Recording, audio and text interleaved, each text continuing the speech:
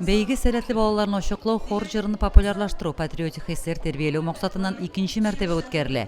Ярышка һәр сыйныфның ныклы әзерлекле килгәненә игътибар иттек. Шараны без инде 3нче ел үткәрәбез.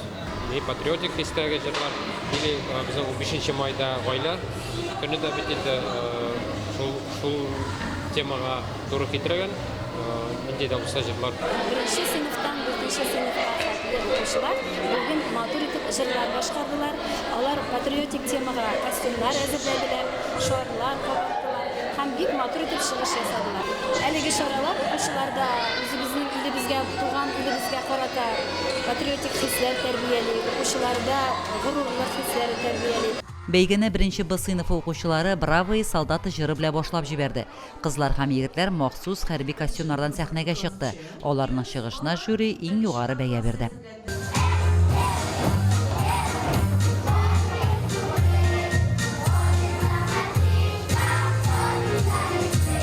Урыннар һәр сыйныф арасында аерым билгеләнде. Беренче класс нәниләре арасында үткәрелгән хорлар көрәшендә Лейсән Фәхретдинов җитәкләгән беренче Б сыйныфы җиңүче булды. Бәйгедә шулай ук 2нче А һәм 2нче Б сыйныфлары 3нче А җиңүчеләр булды. Алсу Гумеров җитәкләгән 4нче А сыйныфы исә Гран-прига лаек булды. Бу сыйныфта белем алучы Сәрвиназ Галимова үзләренең җиңәселәренә ныклы ышаныч белән килгән иде. Мен бик яратам патриотизм җырларны, кайчандыр оештырганда җырлап биреп, кайчандыр телевизордан кушам. Бик хорош, бик әйбәт. Төрле еллардагы патриотик җырлар аша укучылар үз илләренең тарихы, ватан геройлары турында сөйләде. Вокал сәнгатендә үз талантларын күрсәтте. Җиңүче сыйныфларга мактау грамоталары тапшырылды. Лилия Шәймиева, Динар Нуретдинов, Мөслим телевидениесе.